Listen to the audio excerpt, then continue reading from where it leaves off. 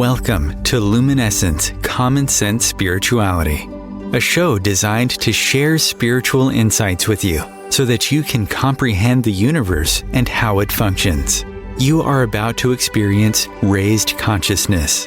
This is a place where spiritual principles are shared with the goal of assisting you to expand your understanding of both the seen and unseen worlds. Luminescence Common Sense Spirituality helps you to discern the timeless truths handed down from wise sages through the ages, from the airy-fairy nonsense that is being taught today.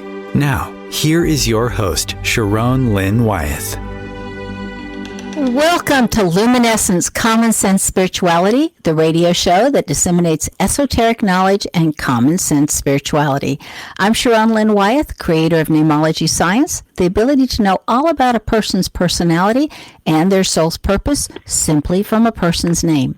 Now, our topic today is the top 5 regrets of the dying. What are the top 5 regrets, and how can we avoid having any of those regrets ourselves? The number 1 regret is people wish they had the courage to live a life that was true to themselves, correct for them, not the lives others expected them to live. So how do we do this without offending others and still being accepted? All 5 of the regrets we're planning on covering this hour, and our special guest to do that is Susan Rowlen. Now, Susan Rowlen is a native Chicagoan, raised on Chicago's Northwest Side as a child. She did not have a conventional childhood. From the age of 6, Spirit singled her out and set in motion her journey to provide healing, clarity, and guidance. Blessed with the gifts of seeing the past, present, and future, Susan has been in constant contact with spirits, voices, and visions in order to help others make sense of their lives. She's also a medium. She can talk with ones that have crossed over behind the veil. In her early life, Susan chose to use her unique gifts selectively to help those close to her, as well as local officials and businesses in need of direction. However, she soon became aware that she possessed rare and valuable gifts, which should be used for the greater good. Not only has she used her unique abilities to provide spiritual guidance and healing to people of every age and every walk of life throughout the world, but on a personal level, her gifts are also enabled her to defeat her own daughter's autism. As a professional psychic medium, Susan uses her abilities to help clients gain deep insights into their life's journey and to gain spiritual growth, shining light on relationships, love, career, business, and family. And I would say, if you want to hear the truth and what's really happening, you call Susan. Susan is not for the faint of heart because she's going to tell you what Spirit wants you to hear and needs you to hear, not necessarily what your personality wants to hear. Susan, welcome to Luminescence. Thank you. Love you. So nice to be here. I love your show, and it just is getting better and better and better. Just when I think you can't top it, you top it again. Well, I think our topic's interesting, especially because I picked this topic for you, because I think you have so many insights and you've helped so many people from very incredibly well-known, and I know you don't share names because you keep all your secrets, and to also to the really down and out. Well, I mean, the whole gambit. All walks of life, you're right. And I don't think anybody's problems are really different from all of our problems. I don't care how rich you are, how not rich you are. We all have feelings, pain, and we experience that. So that's kind of how I see it, and I've always seen it that way. So it doesn't impress me how famous one is and how not famous somebody is, because I treat everybody the same. I guess it's looking in their soul. Right. And, when you're doing these readings, I call it the X-ray of the soul. I'm able to see all the way deep in. And really, people are really not that different from one another. Well, I would think so, too. We all want a roof over our head. We all want our bellies filled. We all want better for our kids, hopefully. Right. I think we all want our basic needs met, and we just do it in different ways. Well, and you know what? We all have the same type of fears. Our personalities are different. Some people are much stronger than others. I give that, because I do. There's a lot of weak, spirits and there's a lot of strong spirits. That's why when I always say you come in this lifetime with your own level of vibration and you leave with your own level of vibration. So that is very true. I've always heard that where you leave is where you begin the next time. Would you agree with that or disagree? Actually, great point. I very much agree. Okay. So the first level of regret, I'm so excited to have your opinion on these things. Okay. The very first one was, I wish I had the courage to live a life true to myself and not the life others expected of me. Now, this was one of the most common regrets of all, and when people realized that their life is almost over and they looked back clearly on it, it was easier for them. Many dreams have gone unfulfilled, and most people had not honored even half of their dreams and had to die knowing that it was due to choices they had made or not made. And health being a freedom, very few realize until they no longer have it. And I know that my dad told me that was his also number one regret once he passed over. So what do you say about living a life that's correct for you versus what everybody else wants you to do? Well, the reason that people can't live the life that they would so love to live, because it's based on fear. It's very simple, actually. It is really just based on their fear. They know it. They know what they would love to do, but yet they can't do it, and they're very stuck. It's no different than when people are in bad relationships and they know they shouldn't be in there. They know that they need to disconnect or leave these relationships, but yet they're still in them. So basically, this is why there's so much jealousy sometimes between, say, a mother and a daughter. And you're going to say, well, why? Because, the daughter is a Spitfire, and the daughter is actually having the guts to do what she wants to do. And that mother will look at that daughter, and that's why sometimes I'll tell my clients, your mother didn't hate you. Your mother loves you. But every time she looks at you, you're a constant reminder of what she could never be.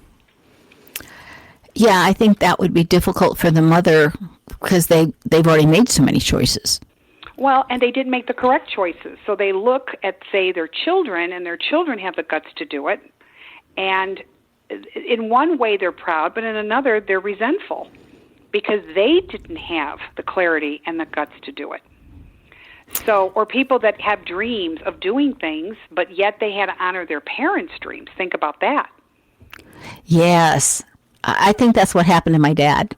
Mm-hmm.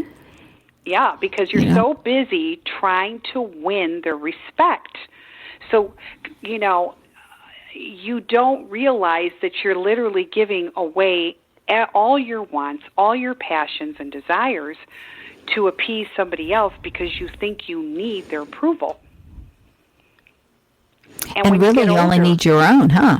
Well, yeah, because when you get older, you're in a career that you really didn't like, and you do start having regrets. You have a sense of ownership, and you realize what you could have, should have, and didn't do. And now time has gone by, you're married, you have children, you've got more responsibility. I might as well just stick it out. Well, speaking of that, Susan, we had a person that wrote in before the show, and she says, if you can fit this one in, I'd really appreciate it. And that is, she just got fired from a job she'd held for almost 23 years, and she started getting signs that, hey, it's time to get out. But, you're in there so long, you just stick it out and whatever. So she stayed longer than she probably should have. And she keeps telling herself she's okay, but there's still a lot of anger and injustice and betrayal that she felt that after working so long and so hard for the same company, and it was in a hostile work environment, and then to get fired after putting in so much time. And so she's really asking, since she's consciously aware of the dangers that she did to her consciousness, what do you do about that and about the hidden results of the trauma that's experienced when you have stuck in some place too long and you wanted people's approval or you want to look okay and now you're out? How do you get over that resentment and that trauma? Well, number one, I had a friend who went through that too, and she started to cry, and I said, why are you crying? You knew that this company was never loyal to you. You were loyal to the company, but what you need to make your peace with and seeing the company for its truth is they were never loyal to you. You are just employee number 2024, or whatever it is, your ID number, and that's it. Corporate America is not loyal to anybody. They're loyal to money, revenue, statistics, and that's it. And I'm sorry, I really truly believe that. That is exactly corporate America. And everybody is replaceable. So, I guess what you need to, I would say to your, the person who's listening, I am very sorry that you're going through that. And yes, it's 20 years of your life. But then again, you're expecting someone to agree with you and live their life of loyalty. In a perfect world, that is exactly what they should be doing. But they aren't. It's no different than having a relationship with somebody that you came into this relationship with 100% of loyalty, kindness, lack of laziness, wanting to do the work in the relationship, and then you've got the other party that's just skimming along, and anything it could get away with not doing, will do that. How is that any different? Oh, that's a really good point. And that leads us right into the second regret. The second regret, according to the latest studies, is I wish I hadn't worked so hard. And this came from like all the people that had come through this whole clinic. I mean, every single one of them said as they were in the hostile situation or, I wish I hadn't worked so hard. And they missed out on their kids' youth and their partner's companionship. And they talked about regret. And that now the people that they were, surveying, whatever, were all in their last months, and they knew they were dying, okay? And many of the patients just felt badly that they had worked so hard and spent so much of their lifetime working that they missed out on so much of their life or life events of the people that they loved around them. So what do you say about that? Well, I say number one, the reason they have the cats in the cradle, regret, is that it's their placing of balance. They never had balance. I mean, yes, you could work hard, but yes, you can also enjoy your family. And again, the fear factor plays out. If I don't do a good job for my boss, I'm going to get fired. I'm going to get fired. I'm going to get fired. This is what's always, especially even now with people, because of COVID and because, there's so much technology, and technology is taking over so many human jobs that human people can do. And so many people are so incredibly scared and fearful. But it's basically finding your balance through life. So when you are in the midst of in-between worlds, I call it, you're still half here and you're still ready to cross over, you do look at that and say, gosh, if I only would have paid more attention to my children. I find that when I see extraordinary grandparents, some are very good grandparents because it's in them to love children. But most of the time, most of them are very, very good because now they have the time to enjoy that they didn't enjoy or they didn't get to enjoy their children. So they're kind of making up for lost time. Interesting. What about the ability to say no? I mean, sometimes bosses put so much pressure on their employees, and again, the fear of getting fired. But is it also hard for some people to say no? I think what's getting to the point is having horrible bosses. Bosses with no souls. And they are horrible to their employees who are such great employees. I see a lot of bosses taking credit for their employees' work. I see a lot of bosses that will purposely keep their employees down and for them not to move up in the company. I see a lot of that. I deal with a lot of that, and it's horrible.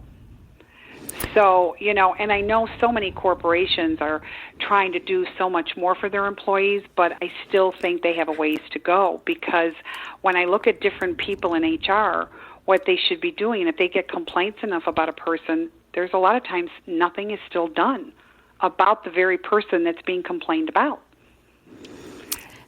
Think about that. Yeah, and what about the thing now, too, that so many people are being paid more to stay home from the government than they are to go to work? Do you see that being a problem? Well, yeah, because I see a lot of self-employed people trying to find workers, and they can't find workers. And I just shake my head because, well, Sharon, you've always worked very, very hard. I've worked very, very hard. I worked from the time I was 7 years old. I didn't have a choice. My father took me to the restaurant, put me on a milk carton by the cash register, and he taught me how to take cash, okay?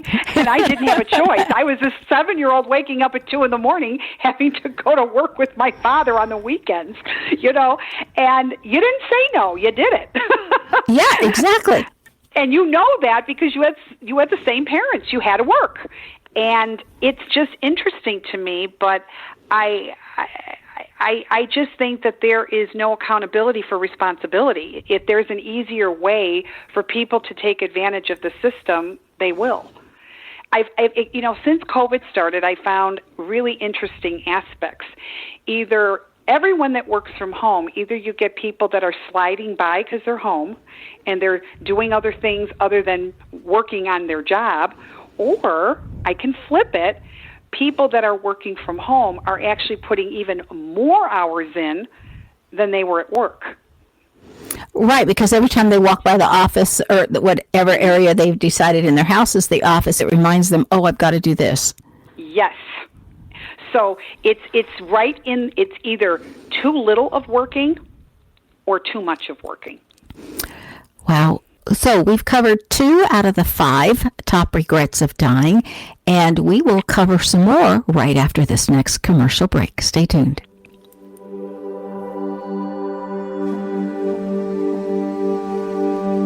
Your conscious connection to a more mindful world. OMTimes Radio. IOM-FM. OMTimes Magazine is one of the leading online content providers of positivity, wellness, and personal empowerment. A philanthropic organization, their net proceeds are funneled to support worldwide charity initiatives via Humanity Healing International. Through their commitment to creating community and providing conscious content, they aspire to uplift humanity on a global scale. OMTimes, co-creating a more conscious lifestyle. Hello, I'm Sandy Sedgbeer, host of OMTimes Magazine's flagship radio show, What is Going On? My passion is sifting through information, research, and innovations from new thought teachers, speakers, and researchers pushing back the boundaries of what we know about life, energy, metaphysics, and the universe. I love shifting perceptions about who we are, why we're here, and how quickly impossible becomes normal when we open our minds, expand our awareness, and accept that the only limits that exist are those we place upon ourselves. So if you're the kind of forward-thinking, eager investigator of what lies beyond the current reality that most perceive, why not make a date to come play with me in the field of possibilities at 4 p.m. Pacific Time, 7 p.m. Eastern Time every Thursday, and together we can discover what's really going on. When you need to know. Meet Susan Rowlen. She is a gifted psychic medium, intuitive, and heart-centered healer who has given countless psychic and medium readings to clients all over the globe. Clients describe Susan as being warm-hearted, highly accurate, intuitive, inspiring, non-judgmental, and the real deal when delivering her readings to clients. As a professional psychic medium, Susan uses her abilities to help clients gain deep insights into their life journey and gain spiritual growth, shining light on relationships, love, career, business, and family. A gifted spiritual healer, she is ready and uniquely qualified to help you transform your life. You may schedule an appointment with Susan via her website, susanrowlen.com.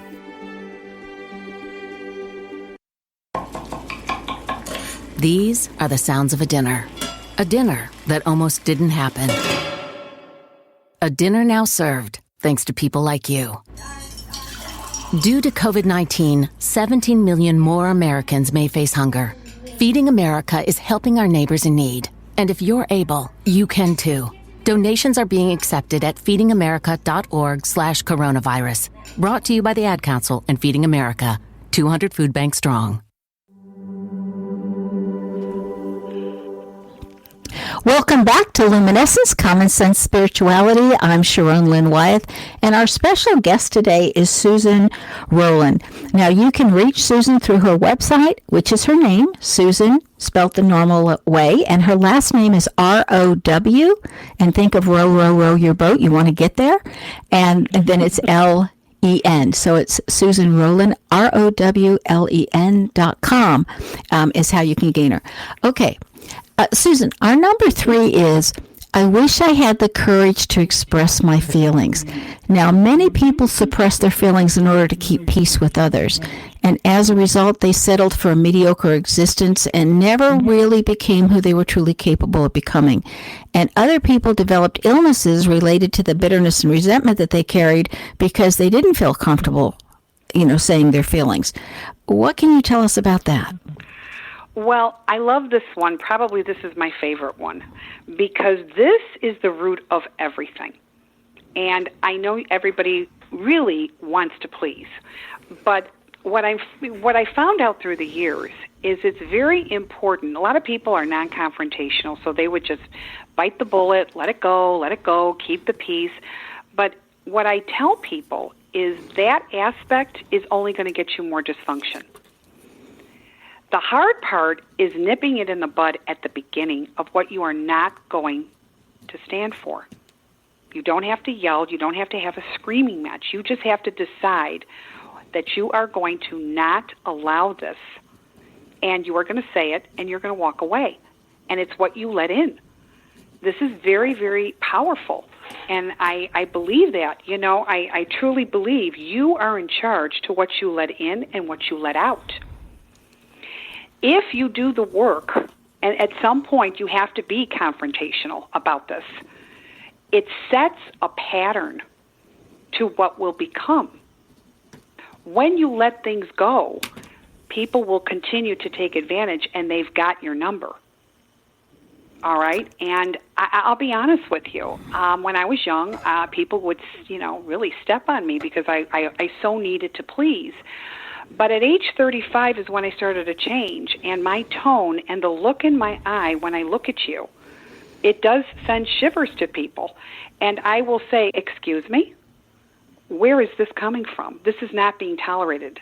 I will not tolerate the disrespect. I've even seen with the elections and how people have become, you can agree to disagree.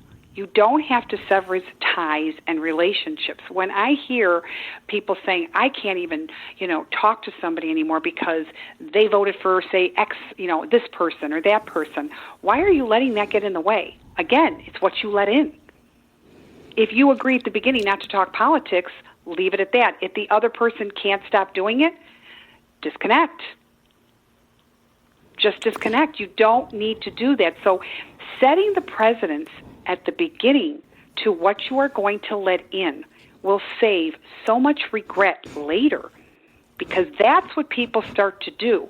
They know what they should have said, and they start suppressing it in order to keep that peace.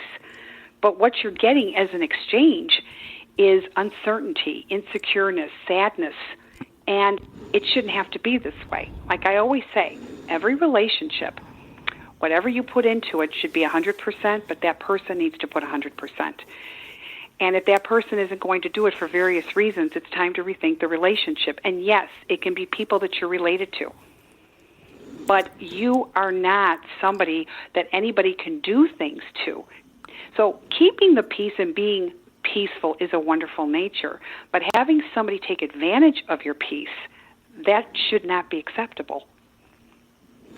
Right, agreed. So you're basically saying that we teach others how to treat us.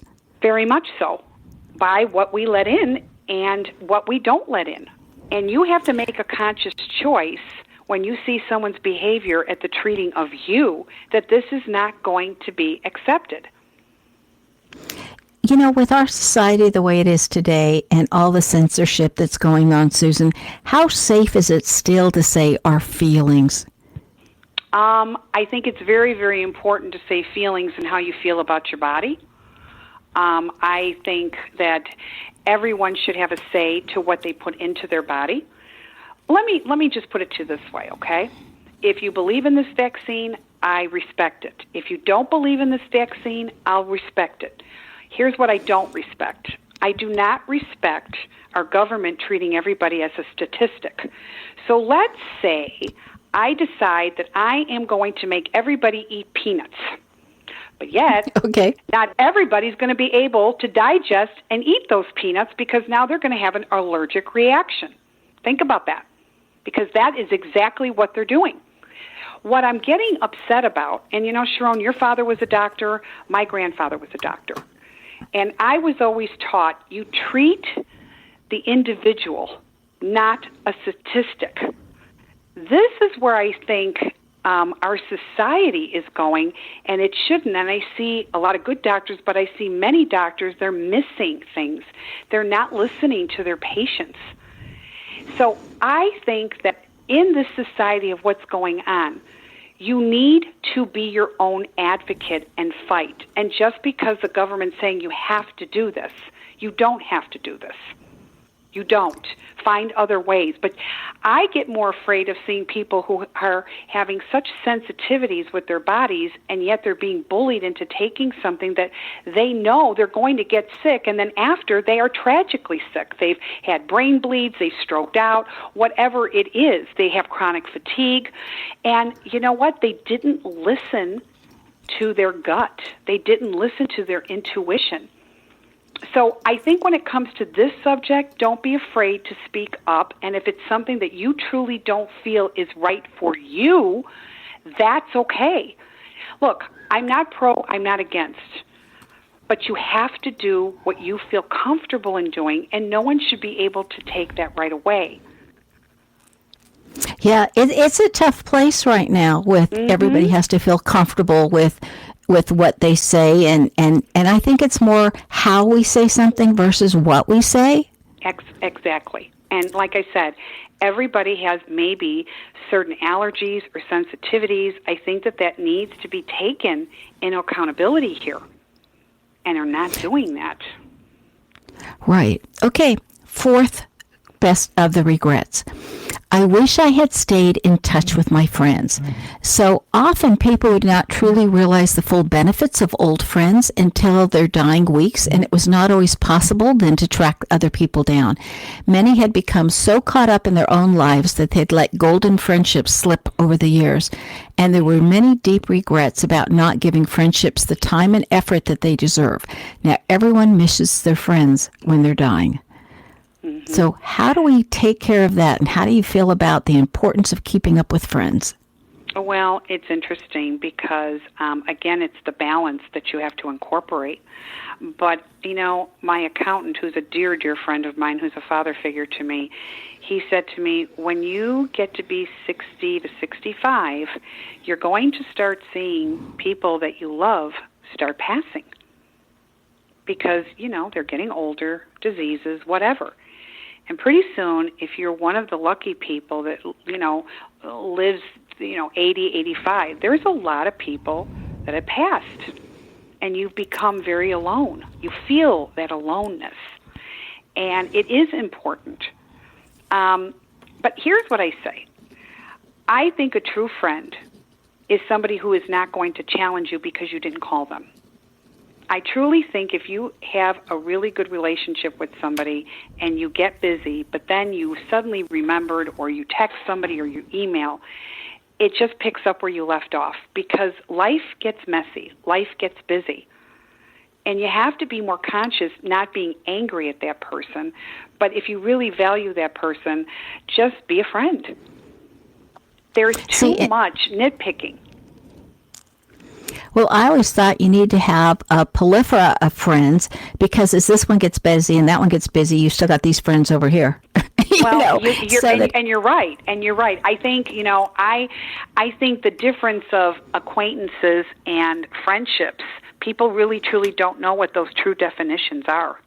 Sometimes they actually think that if you are an acquaintance with somebody, they're actually considering them a friend. So I think, first of all, you've got to get your definitions in check. Okay, so what are your definitions, Susan? A friend, somebody who's not going to judge, somebody that's not going to expect anything, somebody that's going to know me through and through. I think the reason that people really gravitate to their old friendships is because when you're very young, you don't have the smarts to put blockers up. You're very vulnerable, and your youngest, your oldest friends, as young as you are, really know that you, okay? As you get older, you start really shielding yourself, and not that true vulnerability will come through. That's why old friendships are usually the best, because they know you through and through. They remember you before you got famous or before you had money. You know what I'm saying? They remember that, okay? And that's really a nice thing. But I think an acquaintance is somebody that you know, that you see once in a while, you have fun with them, but somebody that you would actually not mind being vulnerable to somebody and know that they're not going to go and talk about you if you say something to somebody and it's in the vault, as they say. That, to me, is a true friend, not somebody that's going to hear you, sympathize, and then start calling people, say, hey, I just talked to Susan, guess what? Guess what's going on with her? Well, I call those gossips. It's interesting that this is the fourth regret, that people wish they'd stayed in touch with their friends. And in 2 weeks' time, as you know, next week I start heading out to California because I have a job out there for the first week. But then I'm going to my 50th year class reunion. And, God bless. I love it. And I just thought I wouldn't miss that for the world. And I always went, each time I went, and I haven't gone since the 35th, but each time I went, I always said, what's my goal this time? And somebody asked me just the other day, they said, well, what's your goal this time? And I thought, here are people, some of them I went through kindergarten all the way up through, and there wasn't as much movement in those days, and so once your schools conjoined, then you got to know everybody else, and you knew them from then on. And I just looked at them, I thought, I want to be able to thank everybody this time that I see them for their influence in my life and the great conversations and the debates we had about different topics that we weren't scared to say where we thought, whatever. Yes. And we were willing to change our minds.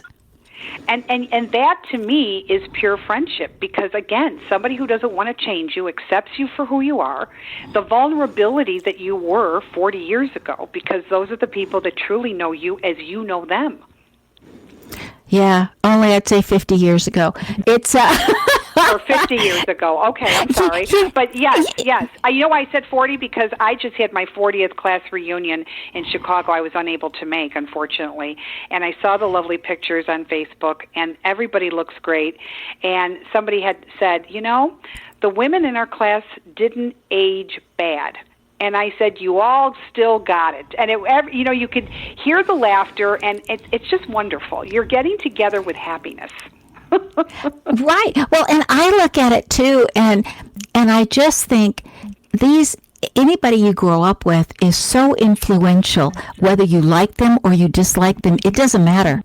They influenced you. Absolutely, because we all are planting seeds in one another. I called one of the people I didn't see on the list that was going, and I called him and I said, I can't imagine a class reunion without you. Why aren't you going? Well, he gave me a half an hour explanation, and I, when he got all done, I just simply said, I think the fact that you had been living overseas and you're now in the States and you're not that far away and you're not planning on going, I think you're going to have a regret. I would just think this over again. And later on in the same day, he let me know that he was now going, because when I was a kid, I had said to him, and it had stuck with him, and I said, I am not about to live my life with regrets. And he literally said on the phone, he says, you taught me way back then, we don't live our life with regrets. I love that. You see? And look what you carried away with. How influential is that? Think about it. Well, I just thought how wonderful he's now going, so that, and I remember the one time he decided, the last time I went at the 35th, that he didn't want to go because he had gained so much weight and he felt uncomfortable. And I reminded him, I said, and during COVID, I did that same game that you did. I have really gained weight during this time, but that wouldn't make me miss this for anything. Oh, that was so nice that you said that. Because you know what? I think that really touched him and made him feel good. It made him feel like it was okay. So good for you for saying that to him. Because you were expressing that it doesn't matter how much weight anybody puts on. You want to see them. Okay? Yes. Yeah. I think that was really nice that you said that. Well, I didn't say it to be nice. I just thought, what's really important?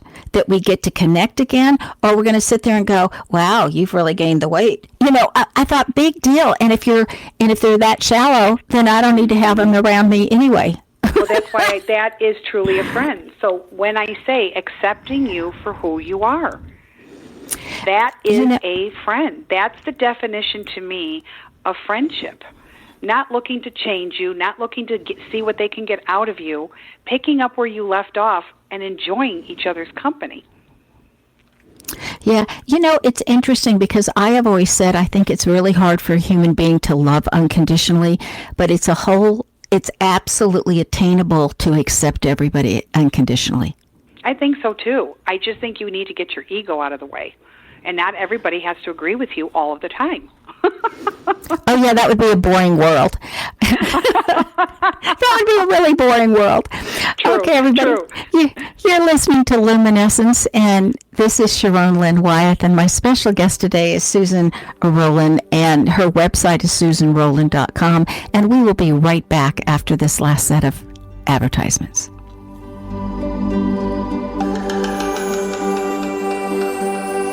A conscious lifestyle for a mindful life. OMTimes Radio.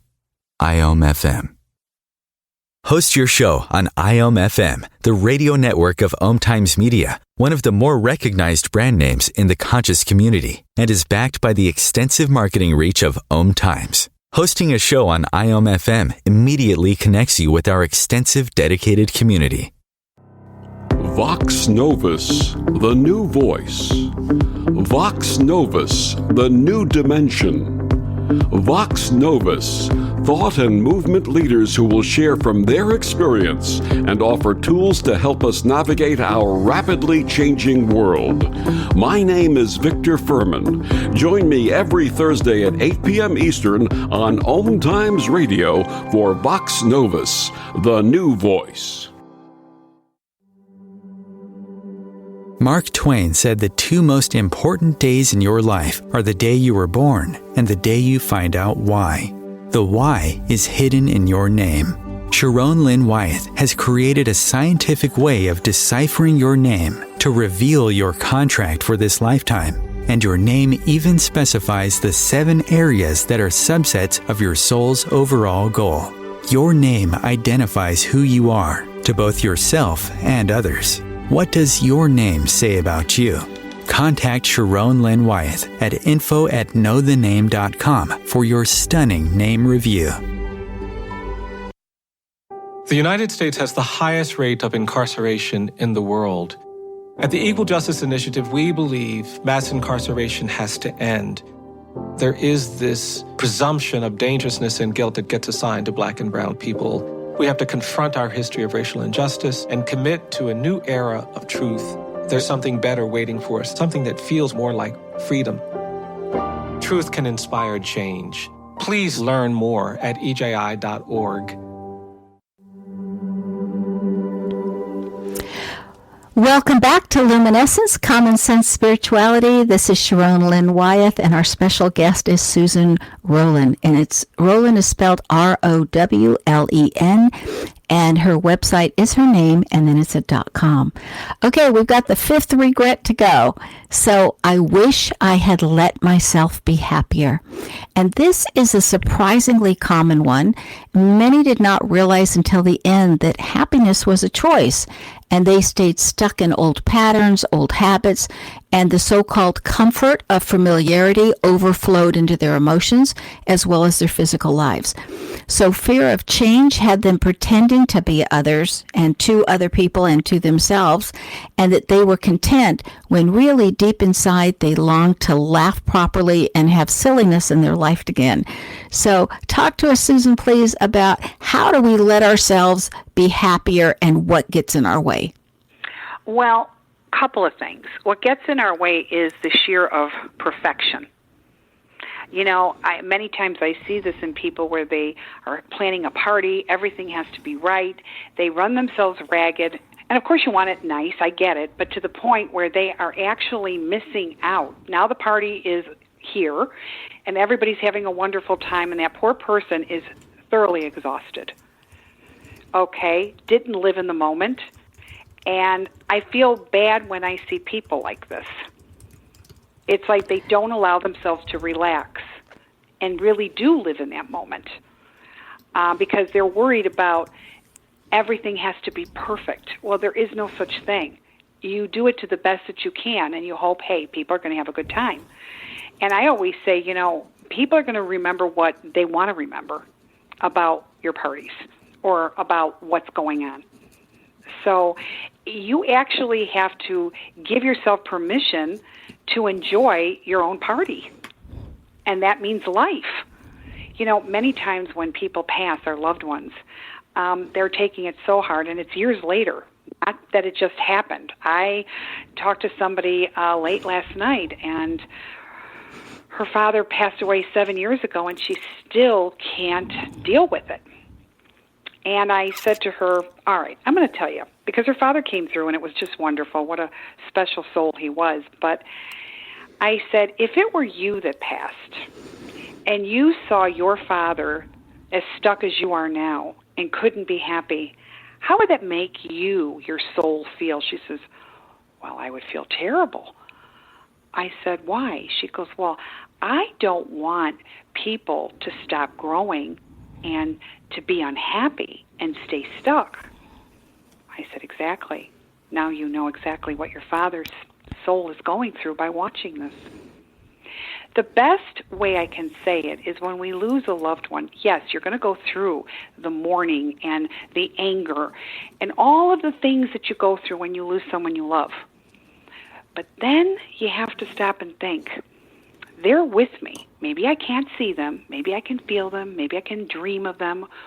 The signs are there every minute. But then you have to say to yourself, I have to honor their spirit by living my best life, because that's how they are living their best in soul growth. It's a two-part. So I say this because people don't realize this. When you're here, give yourself permission to be happy. If you've lost somebody and it's been 5 years or 2 years and you met somebody that's really kind and you started dating and he asked you to marry him, but yet you're feeling guilt thinking, well, what would my husband say? Believe it or not, your husband's going to be very happy because your husband is no longer that same human being. He doesn't have that ego. When you cross through that light, that divine spirit wants you to be happy, wants you to live your best life. Maybe their life ended, but yours did not. So giving yourself the understanding of happiness leads to more peace.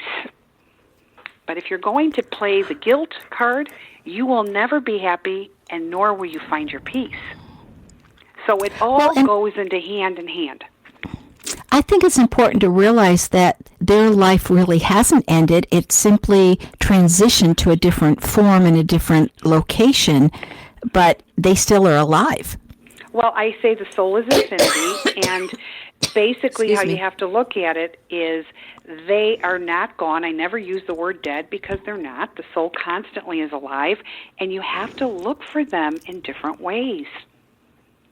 Do you think if we celebrated a life instead of having a funeral, instead we had a celebration, do you think that would help people be more comfortable with their transition?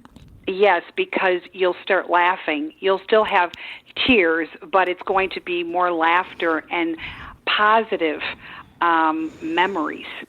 And it's going to actually help you transition, not being stuck. And it's interesting because when you're sad, you are blocking their energy coming through. But when you're happy, their energy comes through. Think about that too. So for everybody that's listening, when you can celebrate more of who they were, you are going to be pleasantly surprised of how you will feel them. Well, and I was going to say my dad always tells me that he's in the best place. Because I always say, can I pray? Can I do this? Can I do that? What can I do to help you? And he always, he tells me, why do you think I need help? I'm in the great place. My mother, and your father's right, because my mother used to have a saying. She used to say, the spirits say, don't cry for us, we cry for you. Yeah, exactly. We're doing just fine, and it is true. I mean, we're human. We're selfish. We want them here. Absolutely.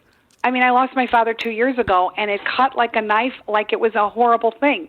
But then I started to see him, and he comes to me. We have our conversations because my soul for him is in sync, and I'm totally open to it. And I let whatever he wants to say to me, say to me. We've had some hard discussions, and you're going to say, are you serious? Oh, yeah. My father has said things that maybe I was a little uncomfortable with, like, really, Dad, why? Why did you say it? But you know what? I had to let him speak. Many times when I'm doing readings, I will say something, and, like the mother will say, thank you for taking care of me.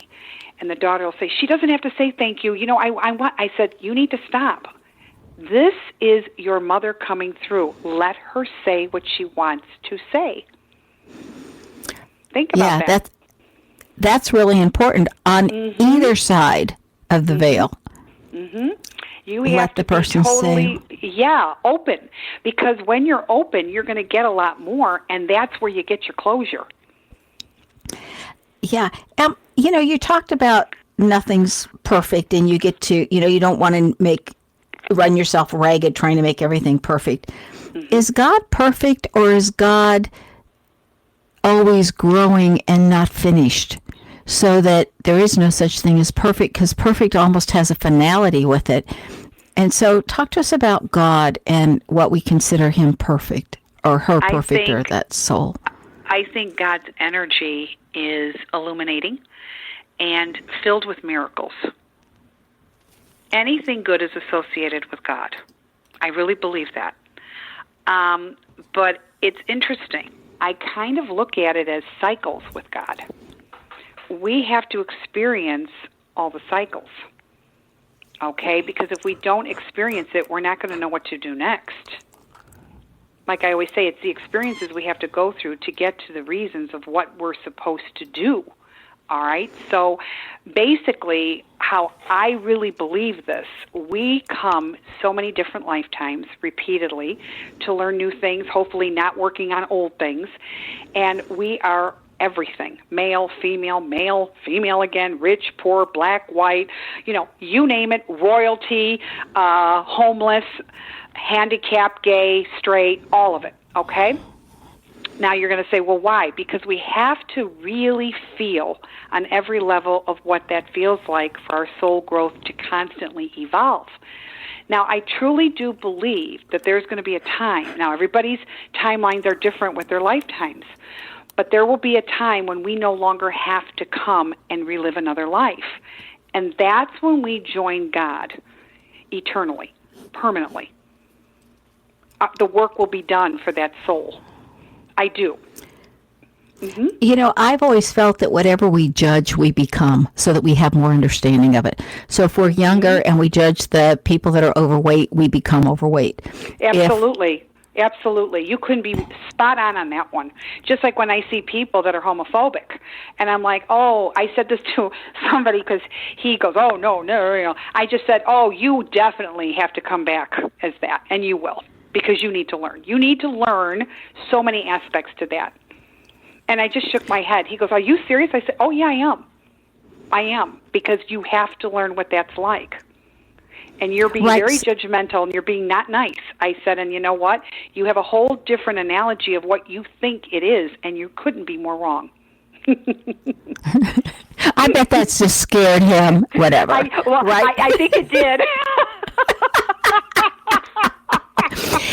It's just like when people call me and they go, this has to be my last life. And I'm looking at their name and going, if you need it to be your last life, it definitely isn't. That is a sign it is not. Well, people ask me that. Do you ever get tired of living lifetimes? I said, no. I've never said this is going to be my last lifetime. I don't know why, but I've never had a need to say it.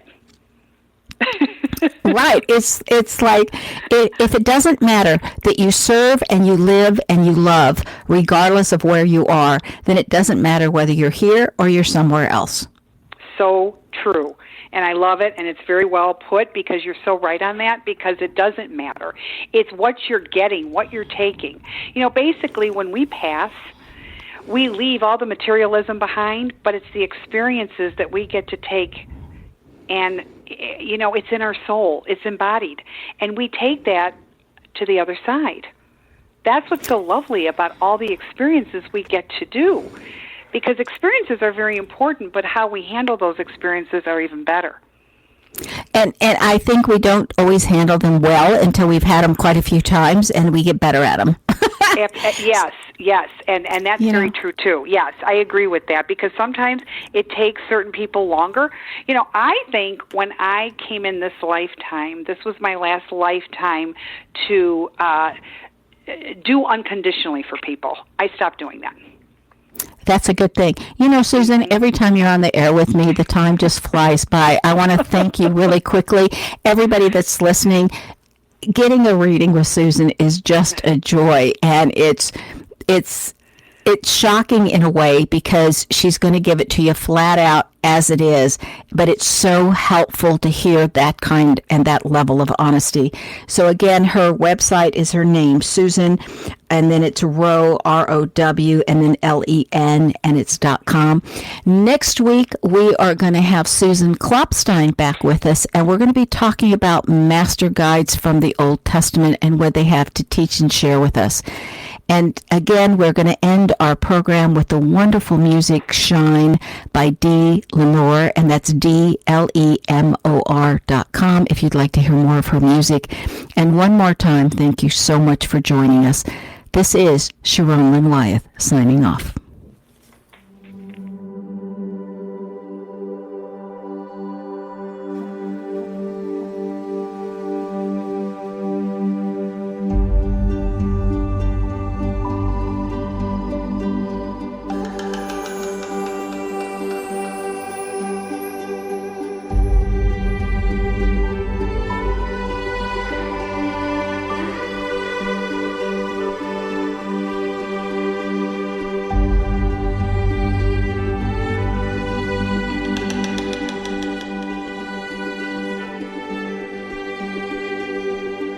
She remembers so long ago, gazing in the mirror, an image of an angel smiling back at her.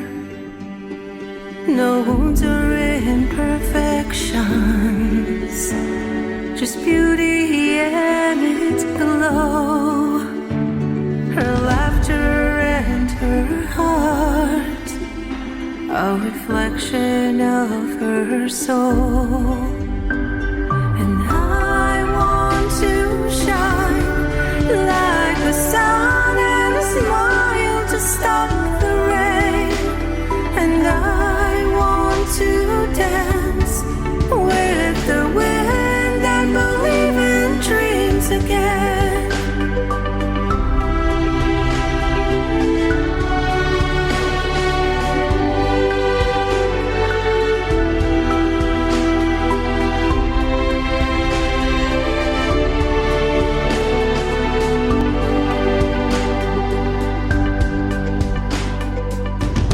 When the paintbrush of life stroked the canvas of her, the light slightly dimmed, her reflection unseen, and all that she knew, and all that would be, it vanished like the sun rays on a shimmering sea.